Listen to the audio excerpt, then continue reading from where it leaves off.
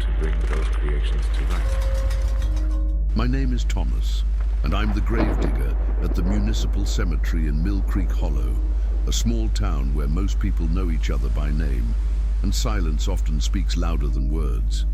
I've worked here since I was 22. Nearly 20 years have passed since I first started burying the dead. I thought nothing could surprise me anymore, that I'd seen everything a man can see between caskets and tombstones. But what happened a few months ago still keeps me awake at night. That day began like any other. The sky was overcast, a heavy metallic grey that felt like it could crush the ground beneath it. The air was thick, not with rain or hope, just weight. I was given the order to prepare a grave for a young woman who had died unexpectedly. Her name was Mariana.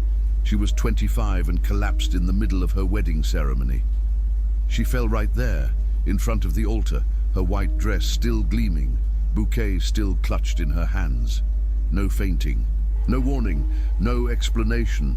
She was just gone. When her body arrived at the cemetery, the silence among the mourners changed. It wasn't grief. It was discomfort, fear dressed as reverence. Her white coffin stood out starkly against the red earth. And although the burial was swift, something in the air made me want to finish even faster than usual. Her dress still carried the scent of orange blossom, and her face, it didn't look like someone who had passed. It looked like she was merely asleep, waiting to wake up. I've always kept to myself. I never got involved in town gossip or in things that weren't my business. But that afternoon, something shifted. As I tossed the last shovel of dirt over the coffin, I felt pressure in my chest. A sensation I couldn't name, but one that would haunt me for many nights to come.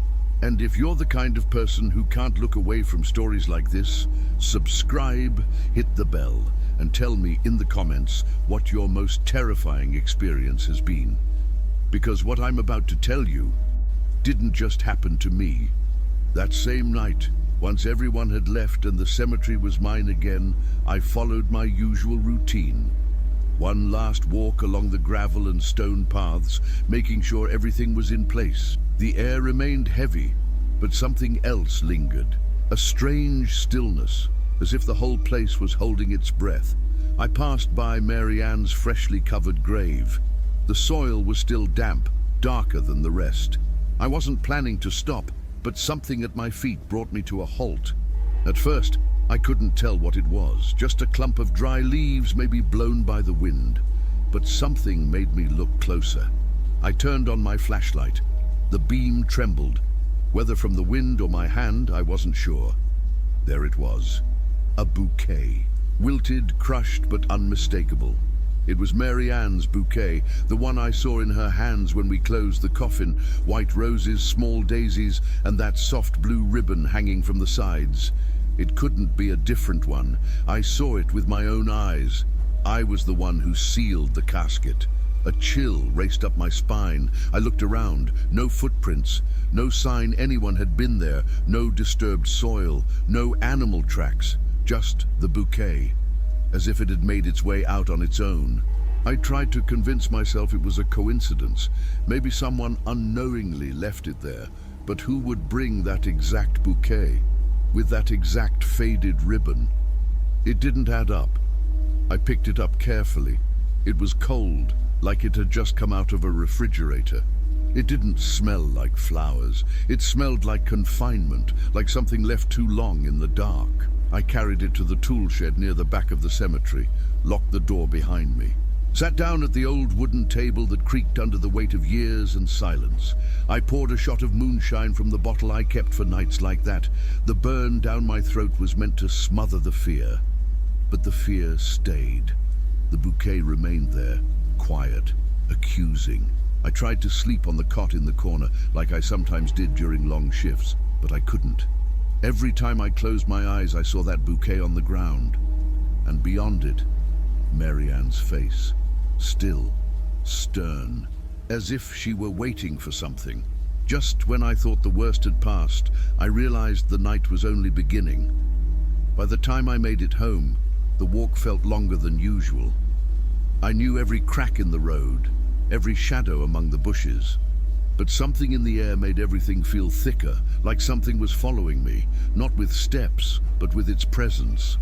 I took off my boots at the door, splashed cold water on my face, and sat at the edge of the bed without turning on the light. I just needed to breathe. I tried to sleep, but it was useless. I closed my eyes and the bouquet appeared again. When they were open, I imagined it still on the table in the shed, like a silent warning.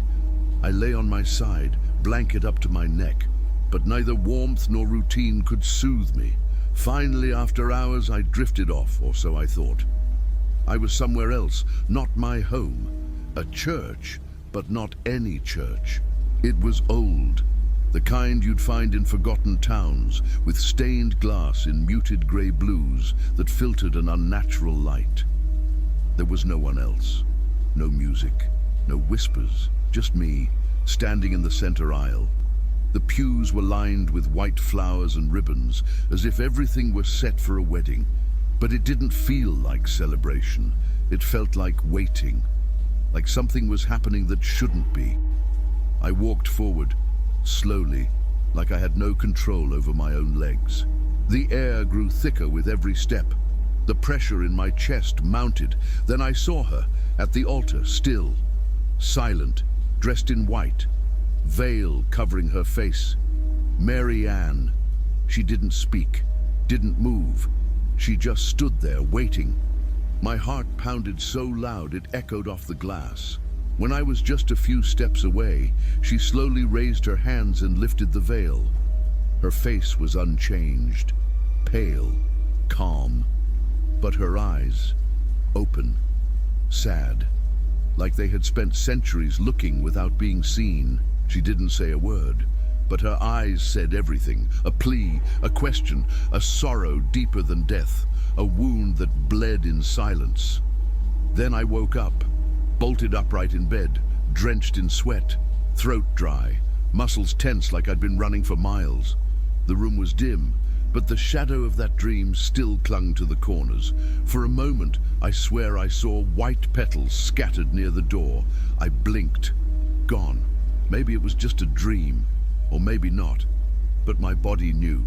I had been there, with her, in that place, and something told me it wouldn't be the last time. After that dream, nothing felt the same again. In the days that followed, I tried to convince myself it was exhaustion, or just my mind playing tricks after so many years among the dead. But something inside me no longer aligned with routine. Every corner of the cemetery felt like it had eyes. Every shadow seemed to wait. The first time I saw it, I thought it was a trick of the light. A dark figure moved swiftly between two graves, just as the sun dipped behind the trees. I didn't tell anyone. I stayed quiet like always. But the next day, it happened again and again, until it could no longer be called coincidence. The appearances were always brief, fleeting. I could never see a face or be sure it was the same presence each time. But I felt it was. There was something familiar in the way it paused, as if it knew I was watching, as if it wanted me to know it was still there. One afternoon, while checking an older section of the cemetery, I passed near Mariana's grave. I stopped for no particular reason, as if someone had whispered to me in thought. And there, beside the white cross etched with her name, I saw something that made my mouth go dry. The blue ribbon, that same ribbon from the bouquet, now tied to a low branch, swaying gently in the breeze. There was no explanation. No one else should have known about that ribbon. I stepped closer. It had been tied carefully, not left there by chance, as if someone or something had placed it there on purpose. I couldn't touch it. I didn't dare. I stepped back and felt a cold breath on the back of my neck, as if someone was right behind me. I turned quickly. Nothing. Just headstones. Just silence. That night I didn't return to the shed. I walked straight home. I needed distance, or so I thought. But fear doesn't live in places. It lives in your bones. I slept poorly, as usual. And when I woke, my hands were trembling without reason. I started smoking more than usual, watching over my shoulder with every step. Some of the other workers began to notice. One asked if I was sick. An older man pulled me aside and whispered, "Don't stare too long at the dead, Thomas. Sometimes they stare back."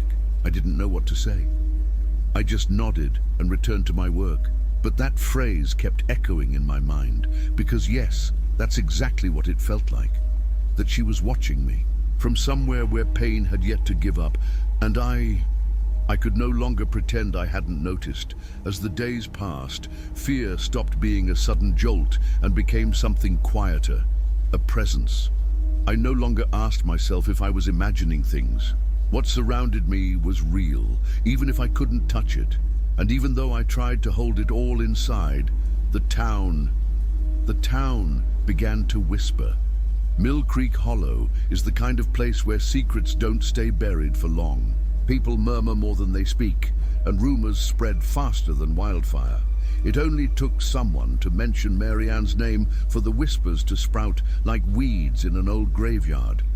They said her wedding had been rushed, that Ethan, the groom, had seemed distant in the days leading up to it, and worse, that Lauren, Marianne's best friend, had spent too much time by her side before the ceremony. That it was she who helped her get dressed, who placed the veil, who handed her the glass of sugar water when nerves had her trembling before walking into the church. I heard it all in silence, standing behind the counter at the local market, or sitting on the square sipping my coffee. I didn't speak, just let the words fall on me like lukewarm rain. But each new detail was a puzzle piece that matched what I had already felt. The bouquet outside the grave, the blue ribbon, the dream, the shadows. None of it was coincidence. An older man who'd worked at the funeral home for years said something that pierced me. That girl didn't die suddenly. She died knowing something was rotten, and she couldn't scream it out. From that moment on, Marianne's image shifted in my mind, no longer the passive victim who collapsed on her happiest day. I started seeing her as someone betrayed in the cruelest way, from within, by those closest to her. And the more I listened, the deeper it hurt, because this wasn't just a story about death, it was a story about abandonment, a final solitude in the very moment when everyone thought she was the most loved.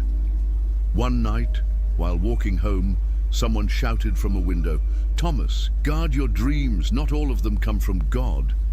I didn't know who it was, a woman's voice, but the face stayed hidden.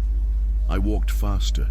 That sentence buzzed in my mind for days, as if someone knew what was happening in my nights, as if they were warning me that the worst hadn't come yet. But what came next wasn't a dream. After so many days filled with murmurs, glances that hung in the air, and shadows that shouldn't move, I began avoiding the cemetery at night. I forced myself to leave the grounds before sundown, and once home, I locked the doors as if that could keep it all out. But you don't leave fear at the door. Fear seeps through the walls. One night, not so different from the others, I decided to make myself a cup of coffee. It was an old habit, almost a ritual. Something simple that gave me the illusion of control. The kitchen was dim, lit only by a single weak lamp in the corner. I walked barefoot, head heavy with scattered thoughts. Opened the cupboard and reached for the sugar jar. That's when it happened. No wind. The house didn't shake. This wasn't some typical scare. It was a yank, sharp, unmistakable, like an invisible hand had grabbed mine and pulled it away. The jar slipped from my fingers and crashed to the floor with a dull thud. The lid rolled under the table, sugar scattered across the tiles. I dropped to my knees, not because of the mess, but because of the chill that shot through my spine. My heart was pounding in my neck. My chest felt crushed, like someone pressing from the inside. And right there, in the middle of the spilled sugar, I saw it. The white grains weren't scattered randomly.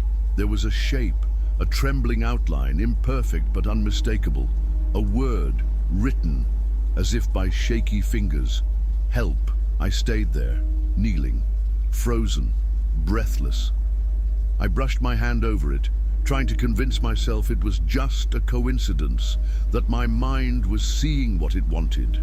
But the word didn't blur, it didn't disappear. It was intentional, directed, ruthless. I sat down right there, among the sugar and the fear. Eyes locked. Heart pounding so loud it filled the room. And then it hit me. Everything I had seen, felt, dreamed. It wasn't mourning. It was a plea. She was seeking something. Not peace, not revenge. She just wanted someone to listen. And for reasons I still didn't understand, she had chosen me. From that night on, the silence in the house changed. It wasn't just emptiness anymore. It was waiting, as if someone on the other side was holding their breath, waiting for me to do something. To finish what she couldn't, to say what no one dared say. But I didn't know where to start. I only knew I couldn't keep ignoring it. After the night when the sugar spoke, nothing returned to routine. I tried to hold on to my habits, how I walked, how I looked at people, but something inside me had shifted. It felt like I'd stepped through a door, and now I was stuck on the other side, alone, no way back. The rumors didn't stop. But this time, they weren't about Marianne. They were about Lauren. They said she was sick, really sick, that in less than a month she had become a shadow of herself. Doctors found nothing, no fever, no infection, no imbalance.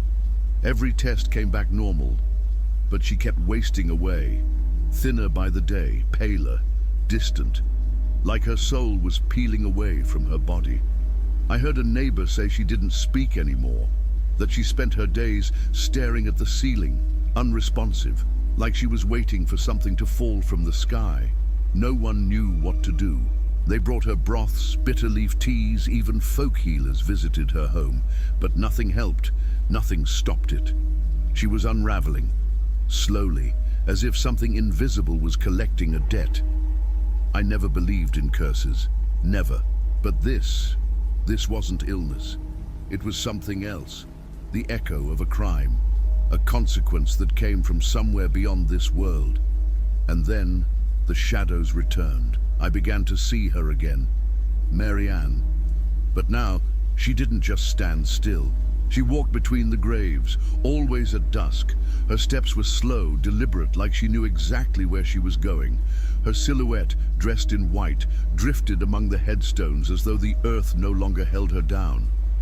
And I watched her, frozen, unblinking, because something told me she was on a path now. She wasn't asking for help anymore. She was delivering something, not with violence, not with screams, but with her presence. With a sorrow so heavy, it dragged everything behind it. Some nights I'd stay late in the shed, door locked, lights off, hoping to hear nothing. But even in the silence I heard it. Footsteps, whispers, cold drafts brushing my neck, and always that same feeling. The one I had when I saw the word in the sugar. She was there, not to scare me, but to make sure I didn't forget, to make me see what no one else wanted to face. I knew something was coming. That truth never stays buried forever. And when it arrives, it doesn't knock. The news came the way everything does in Mill Creek Hollow, wrapped in silence, creeping down alleyways like a shadow no one wants to face. A friend of mine who worked at the clinic called me one afternoon. She didn't say much, just, "Lauren spoke. She's about to go." I went without thinking, not because I wanted to hear what I already suspected, but because it felt like I had to be there. Like I was part of the ending to something that had been tangled around me since the beginning. The house smelled of damp and old medicine. Light was scarce. A few relatives sat quietly around the bed. No one cried. No one spoke. Lauren lay wrapped in pale sheets, her face hollowed, lips cracked, eyes sunken. There was almost nothing left of who she once was. I approached slowly. I didn't know if she recognized me. I didn't even know if she could still see. But then, without prompting, without anyone urging her, she opened her mouth. A whisper, barely a thread of voice. But it was enough. "It was me," she murmured. The air froze. No one moved. No one dared speak. Only she kept going, her tone eerily calm. I was the one who put the poisoner in the sugar water. She trusted me, always trusted me.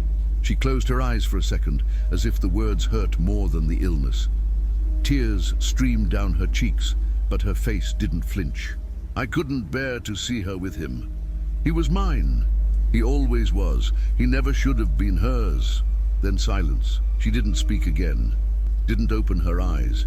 It was as if those final words had drained everything left in her. She died hours later, quietly. No screams, no redemption. The town didn't know what to do with the truth. Some whispered in horror. Others said they'd always suspected. And some, the cowardly ones, just lowered their heads when Marianne's name came up. Ethan, the groom, vanished. No goodbyes, no letters. He didn't attend the funeral, was never seen again, gone as if the earth itself had swallowed him. And I went back to the cemetery. I sat before Marianne's grave. I didn't bring flowers. I didn't say a prayer. I just sat there, as if waiting for her to speak to me again. But she didn't, because she no longer needed to. The truth had come to light. Cold, harsh, undeniable. And sometimes justice doesn't shout. It just points in silence and walks away. After Lauren's confession and death, the town finally seemed to exhale, as if something stuck for years had finally surfaced. But the air didn't become lighter, just different, thicker, grayer, like a day-long rain with no break in the clouds. I returned to my routine, opened the cemetery gates at sunrise, closed them at dusk. Only now, every time I walked in, that invisible weight on my neck was gone. No more shadows crossing the paths. No more footsteps where there should be none. No misplaced bouquet, no ribbon in the bushes. Everything had gone quiet. But it wasn't peace. It was something else. An ancient silence settling back into its place. The kind that exists among the dead who have finally accepted their rest. I no longer felt Marianne's gaze among the tombs, not in dreams. Not when I closed my eyes at night. It was as if her presence had dissolved with the truth. Part of me wanted to believe it was all over, that she had found justice, but that word never felt quite right. What she wanted wasn't vengeance or punishment. She wanted to be heard, to be seen one last time for what she truly was, a woman who loved fully and died betrayed by the ones she trusted most. And that doesn't fade easily. The days grew longer, the routine quieter. But I was no longer the same. Something in the way I saw the world had cracked.